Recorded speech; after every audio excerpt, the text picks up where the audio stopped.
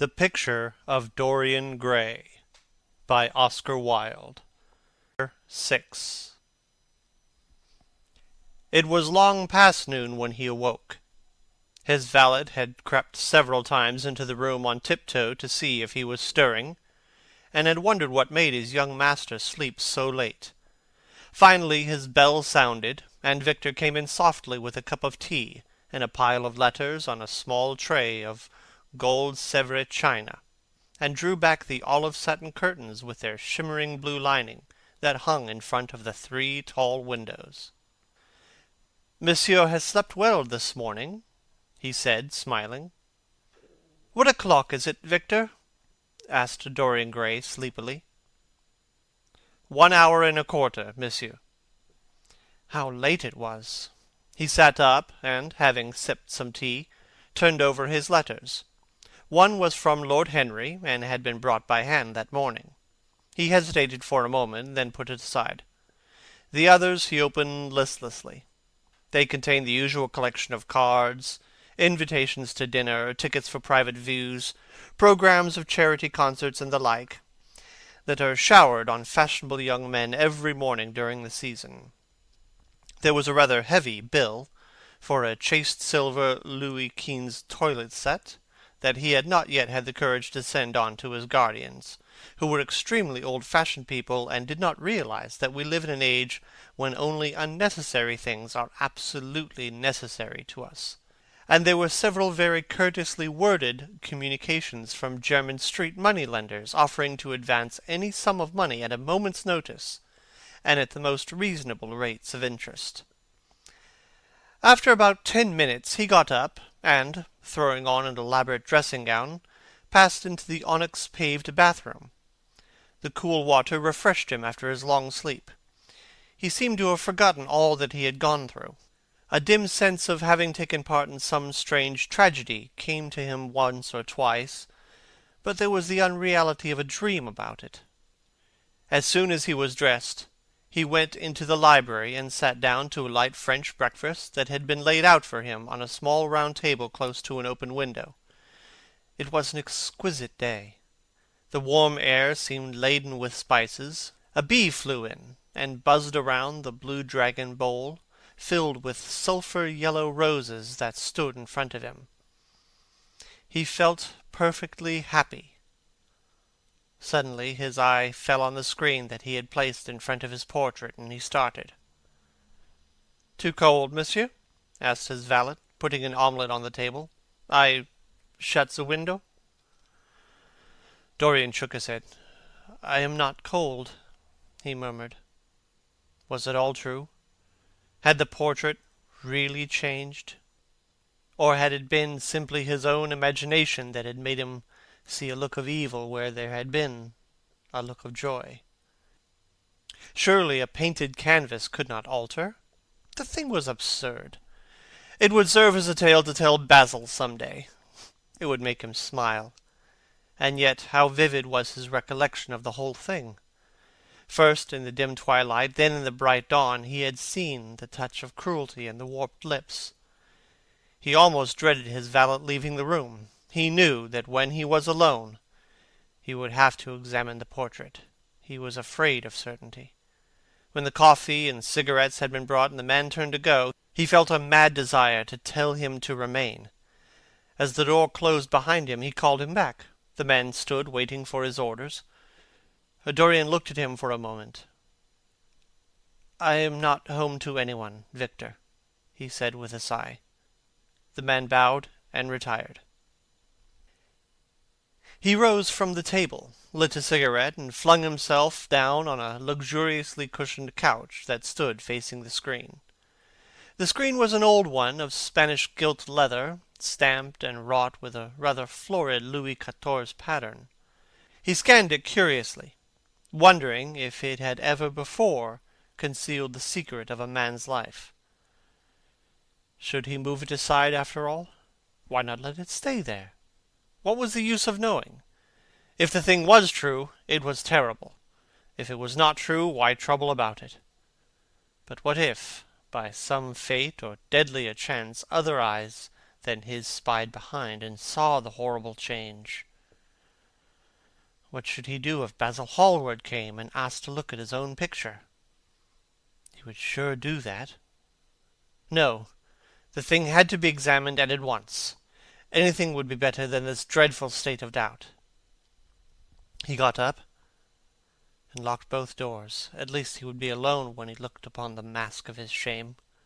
Then he drew the screen aside and saw himself face to face.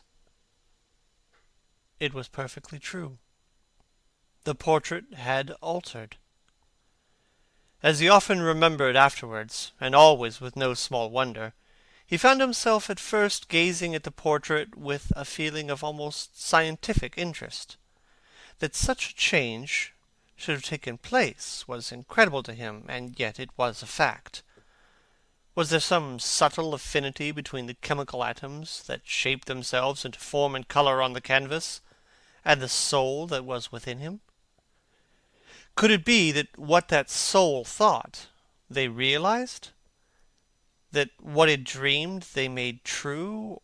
Or was there some other, more terrible reason? He shuddered, and felt afraid, and, going back to the couch, lay there, gazing at the picture in sickened horror. One thing, however, he felt that it had done for him. It had made him conscious how unjust, how cruel he had been to Sibyl Vane. It was not too late to make reparation for that. She could still be his wife. His unreal and selfish love would yield to some higher influence, would be transformed into some nobler passion, and the portrait that Basil Hallward had painted of him would be a guide to him through life, would be to him what holiness was to some, and conscience was to others, and the fear of God to us all. There were opiates for remorse, drugs that could lull the moral sense to sleep, but here was a visible symbol of the degradation of sin. Here was an ever-present sign of the ruin men brought upon their souls. 3 o'clock struck, and 4, and 4:30, but he did not stir. He was trying to gather up the scarlet threads of his life, and to weave them into a pattern, to find his way through the sanguine labyrinth of passion through which he was wandering. He did not know what to do, or what to think. Finally, he went over to the table and wrote a passionate letter to the girl he had loved, imploring her forgiveness, and accusing himself of madness. He covered page after page with wild words of sorrow and wilder words of pain. There is a luxury in self-reproach. When we blame ourselves, we feel that no one else has a right to blame us. It is the confession, not the priest, that gives us absolution. When Dorian Gray had finished the letter, he felt that he had been forgiven. Suddenly there came a knock to the door, and he heard Lord Henry's voice outside. "My dear Dorian, I must see you. Let me in at once. I can't bear you shutting yourself up like this." He made no answer at first, but remained quite still. The knocking still continued, and grew louder. Yes, it was better to let Lord Henry in, and to explain to him the new life he was going to lead, to quarrel with him if it had become necessary to quarrel, to part if parting was inevitable. He jumped up and drew the screen hastily across the picture and unlocked the door. "I am so sorry for it all, my dear boy," said Lord Henry, coming in, "but you must not think about it too much." "Do you mean Sibyl Vane?" asked Dorian. "Yes, of course," answered Henry, sinking into a chair and slowly pulling his gloves off. "It is dreadful, from one point of view, but it was not your fault. Tell me, did you go behind and see her after the play was over?" "Yes, I felt sure you had. Did you make a scene with her?" "I was brutal, Harry, perfectly brutal. But it is all right now. I am not sorry for anything that has happened. It has taught me to know myself better." "Oh, Dorian, I am so glad you take it in that way. I was afraid I would find you plunged in remorse and tearing your nice hair." "I have got through all that," said Dorian, shaking his head and smiling. "I am perfectly happy now. I know what conscience is, to begin with. It is not what you told me it was. It is the divinest thing in us. Oh, don't sneer at it, Harry, any more. At least not before me. I want to be good. I can't bear the idea of my soul being hideous. A very charming artistic basis for ethics, Dorian. I congratulate you on it. But how are you going to begin? By marrying Sybil Vane. Marrying Sybil Vane? Cried Lord Henry, standing up and looking at him in a perplexed amazement. But, my dear Dorian— Yes, Harry, I know what you are going to say. Something dreadful about marriage. Don't say it. Don't ever say things of that kind to me again. 2 days ago I asked Sybil to marry me. I am not going to break my word to her. She is to be my wife. Your wife? Dorian, didn't you get my letter? I wrote to you this morning, and sent the note down by my own man. Your letter? Oh, yes, I remember. I have not read it yet, Harry. I was afraid there might be something in it that I wouldn't like. Lord Henry walked across the room, and sitting down by Dorian, took both hands in his and held them tightly. Dorian, he said, my letter? Don't be frightened. My letter was to tell you that Sybil Vane is dead. A cry of pain rose from the lad's lips, and he leapt to his feet, tearing his hands away from Lord Henry's grasp. Dead? Sybil dead? It is not true. It is a horrible lie. It is quite true, Dorian, said Lord Henry gravely. It is in all the morning papers. I wrote down to you to ask you not to see anyone till I came.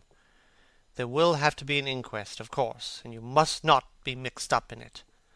Things like that make a man fashionable in Paris, but in London people are so prejudiced.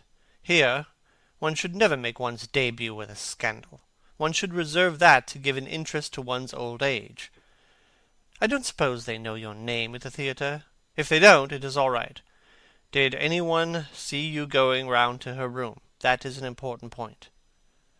Dorian did not answer for a few moments. He was dazed with horror.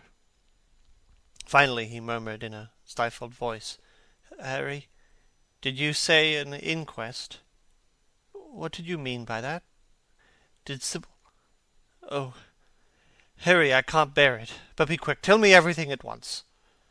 I have no doubt that it was not an accident, Dorian, though it must be put in that way to the public. As she was leaving the theatre with her mother, about 12:30 or so, she said she had forgotten something upstairs. They waited some time for her, but she did not come down again. They ultimately found her lying dead on the floor of her dressing-room. She had swallowed something by mistake, some dreadful thing they use at theatres. I don't know what it was, but it was either prussic acid or white lead in it. I should fancy it was prussic acid, as she seems to have died instantaneously. It is very tragic, of course, but you must not get yourself mixed up in it. I see by the Standard that she was 17. I should have thought she was almost younger than that. She looked such a child, and seemed to know so little about acting. Dorian, you mustn't let this thing get on your nerves. You must come and dine with me, and afterwards we'll go in at the opera. It is a Patti night, and everyone will be there. You can come to my sister's box. She has got some smart women with her. So I have murdered Sybil Vane, said Dorian Gray, half to himself. Murdered her as certainly as if I had cut her little throat with a knife. And the roses are not less lovely for all that. The birds sing just as happily in my garden, and tonight I am to dine with you, and then go on to the opera, and sup somewhere, I suppose, afterwards. How extraordinarily dramatic life is. If I had read all this in a book, Harry, I think I would have wept over it. Somehow, now that it has happened actually, and to me, it seems far too wonderful for tears. Here's the first passionate love letter I've ever written in my life. Strange that my first passionate love letter should have been addressed to a dead girl. Can they feel, I wonder, those silent people we call the dead? Sybil? Can she feel, or know, or listen? Oh, Harry, how I loved her once. It seems years ago to me now. She was everything to me. Then came that dreadful night. Was it really only last night, when she played so badly and my heart almost broke? She explained it all to me. It was terribly pathetic. But I was not moved a bit. I thought her shallow. Then something happened that made me afraid. I can't tell you what it is, but it was awful. I said I would go back to her. I felt I had done wrong, and now she is dead. My God, but Harry, what shall I do? You don't know the danger I am in, and there is nothing to keep me straight. She would have done that for me. She had no right to kill herself. It was selfish of her. My dear Dorian, the only way a woman can ever reform a man is by boring him so completely that he loses all interest in life. If you had married this girl, you would have been wretched. Of course you would have treated her kindly. One can always be kind to people about whom one cares nothing. But she would have soon found out that you were absolutely indifferent to her, and when a woman finds that out about her husband, she either becomes dreadfully dowdy, or wears some very smart bonnets that some other woman's husband has to pay for. I say nothing about the social mistake, but I assure you that in any case the whole thing would have been an absolute failure. I suppose it would, muttered the lad, walking up and down the room, and looking horribly pale. But I thought it was my duty. It is not my fault that this terrible tragedy had prevented my doing what was right.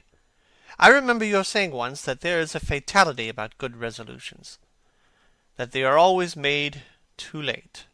Mine certainly were. Good resolutions are simply a useless attempt to interfere with scientific laws. Their origin is pure vanity. Their result is absolutely nil. They give us, now and then, some of those luxurious, sterile emotions that have a certain charm for us. That is all that can be said for them. Harry, cried Dorian Gray, coming over and sitting down beside him, why is it that I cannot feel this tragedy as much as I want to? I don't think I am heartless, do you? You've done too many foolish things in your life to be entitled to give yourself that name, Dorian, answered Lord Henry, with his sweet melancholy smile. The lad frowned. I don't like that explanation, Harry, he rejoined, but I am glad you don't think I am heartless. I am nothing of that kind. I know I am not. And yet I must admit that this thing that has happened does not affect me as it should. It seems to me to be simply like a wonderful ending to a wonderful play. It is all the terrible beauty of a great tragedy, a tragedy in which I took part, but by which I have not been wounded. It is an interesting question, said Lord Henry, who found an exquisite pleasure in playing on the lad's unconscious egotism. An extremely interesting question.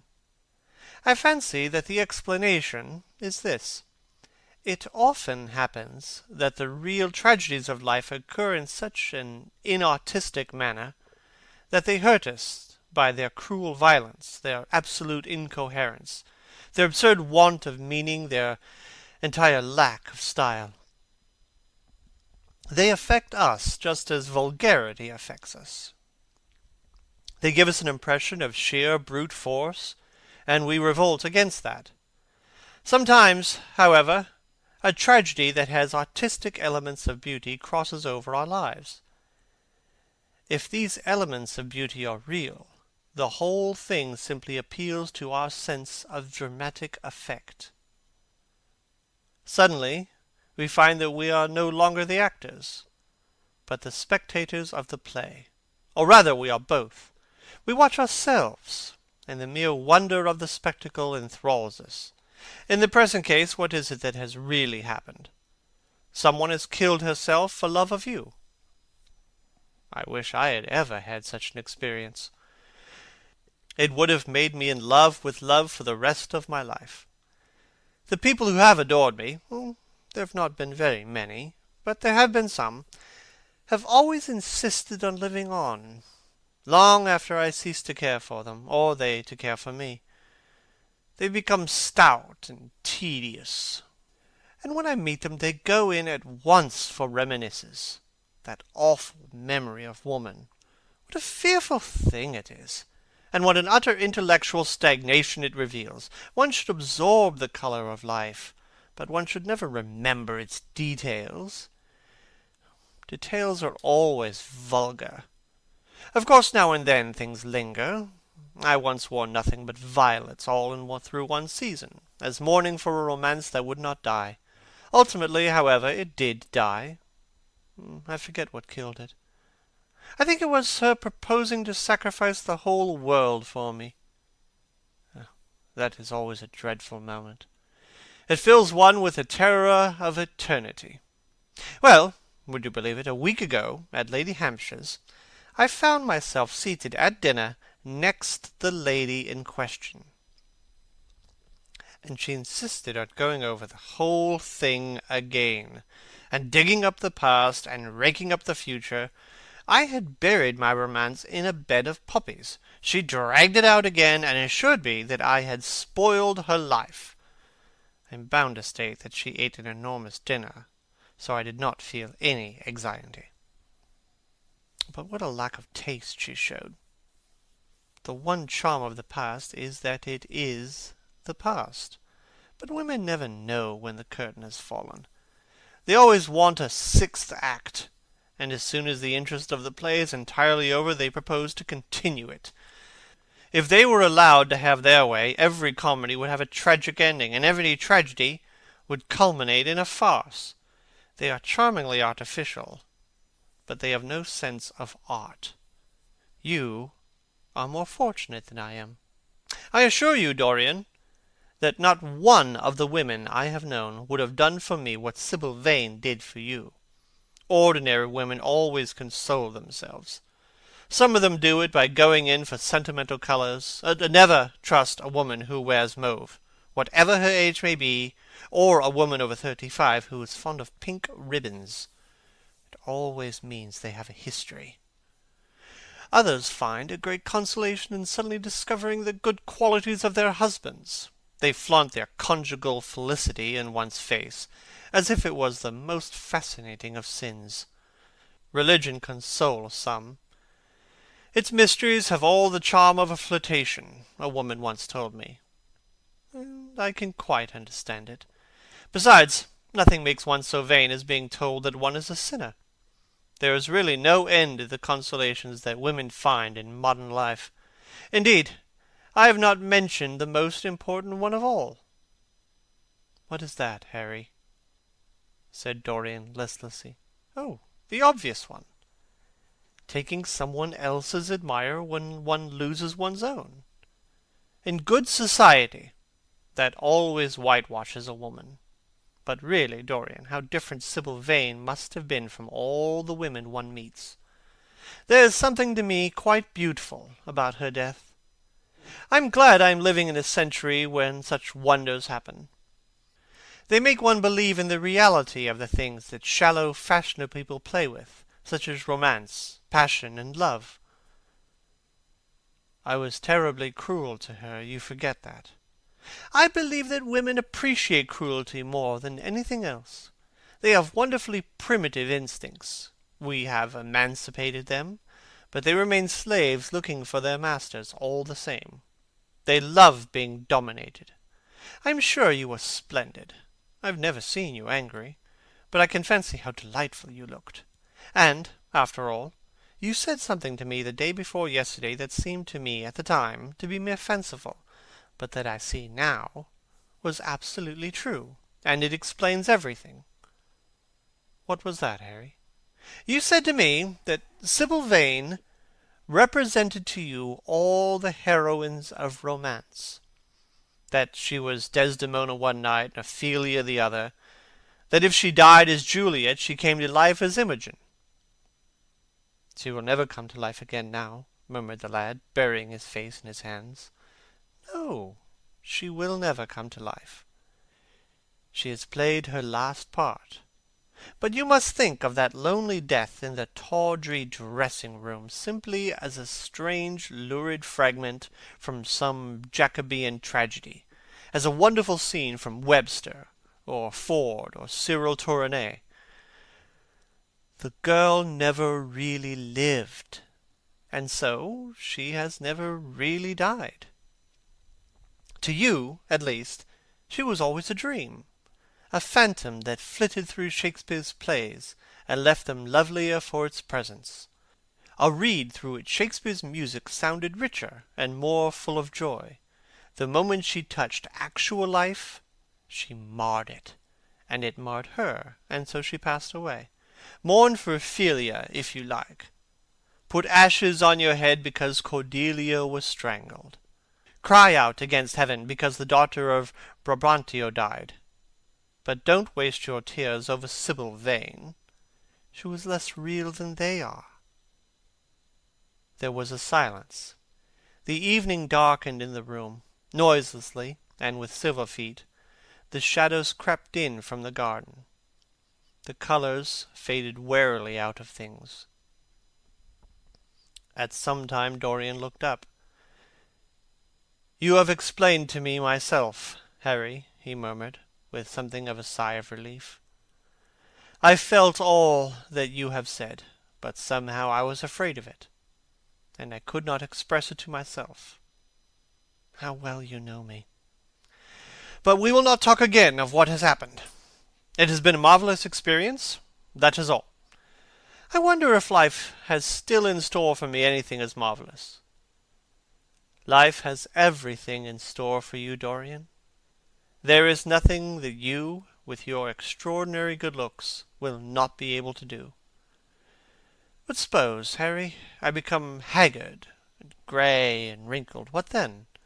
"Ah, then," said Lord Henry, rising to go, "then, my dear Dorian, you would have to fight for your victories. As it is, they are brought to you. No, you must keep your good looks. We live in an age that reads too much to be wise, and thinks too much to be beautiful. We cannot spare you. And now you had better dress, and drive down to the club. We are rather late, as it is." "I think I shall join you at the opera, Harry. I feel too tired to eat anything. What is the number of your sister's box?" 27, I believe. "It is on the grand tier. You will see her name on the door. But I'm sorry you won't come and dine." "I don't feel up to it," said Dorian wearily. "But I am awfully obliged to you for all that you have said to me. You are certainly my best friend. No one has ever understood me as you have." "We are only at the beginning of our friendship, Dorian," answered Lord Henry, shaking him by the hand. "Good-bye. I shall see you before 9:30, I hope. Remember, Patty is singing." As he closed the door behind him, Dorian touched the bell, and in a few minutes Victor appeared with lamps and drew the blinds down. He waited impatiently for him to go. The man seemed to take an interminable time about everything. As soon as he had left, he rushed to the screen and drew it back. No, there was no further change in the picture. It had received the news of Sybil Vane's death before he had known it himself. It was conscious of the events of life as they occurred. The vicious cruelty that marred the fine lines of the mouth had, no doubt, appeared at the very moment that the girl had drunk the poison, whatever it was. Or was it indifferent to results? Did it merely take cognizance of what had passed within the soul, he wondered, and hoped that some day he would see the change taking place before his very eyes, shuddering as he hoped it. Poor Sybil! What a romance it had all been! She had often mimicked death on the stage, and at last Death himself had touched her, and brought her with him. How had she played that dreadful scene? Had she cursed him as she died? No. She had died for love of him, and love would always be a sacrament to him now. She had atoned for everything, by the sacrifice she had made of her life.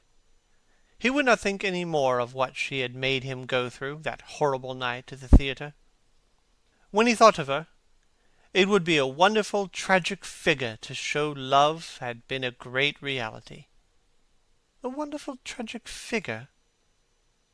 Tears came to his eyes as he remembered her childlike look and winsome, fanciful ways and shy, tremulous grace.